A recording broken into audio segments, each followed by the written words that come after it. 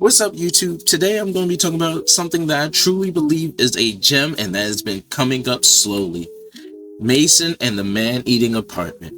This is generally something I look forward to every other week, with the premise where the world is stuck 1 second away from ending, but not for the citizens inside the seemingly endless apartment complex. Inside, time is infinite, for as long as the apartment continues to feed. The story follows a young girl named Maison, who's trying to uncover the mystery surrounding the apartment and the reasons behind something known as the recycling.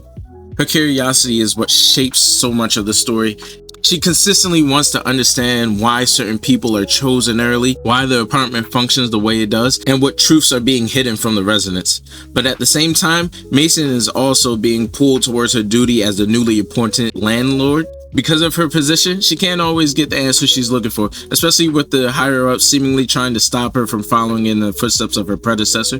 And while this manga isn't necessarily action-packed, it keeps you just as entertained through its mysteries. It leans heavily into the natural human curiosity, consistently giving you questions that make you want to keep reading. Even when one question gets answered, it somehow leaves you with 3 more. And Maison is determined to uncover more about their apartment. The story keeps pulling you deeper and deeper, this seemingly endless world filled with even more mysteries and unanswered questions.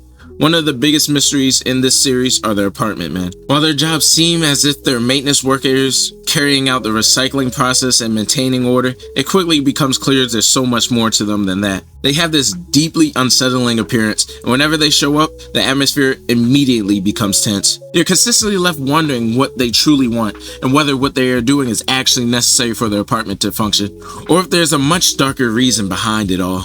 And while the story tells you the time inside their apartment is infinite, the art does an incredible job making the apartment seem infinite itself. Through the shading and the scale of certain panels, and even the expression on some of the characters' faces, there's a constant unsettling feeling that people know more than they're letting on. And a lot of the time, all you're left with is speculations. As for my overall thoughts, I generally think this manga has the potential to blow up.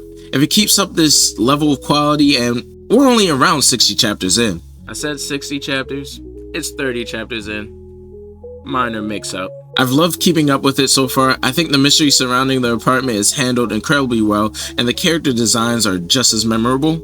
Even now, there are still so many questions that I want to answer. While I can make predictions and theories about where the story is heading, I honestly don't know which direction it's ultimately going to take. And I think that's one of the biggest reasons I keep reading.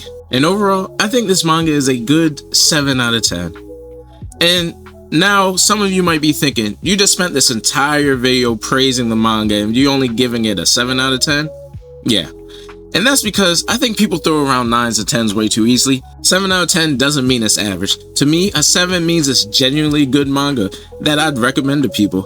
I look forward to every chapter. I think the mystery is incredibly well done, and I believe it has the potential to become something special.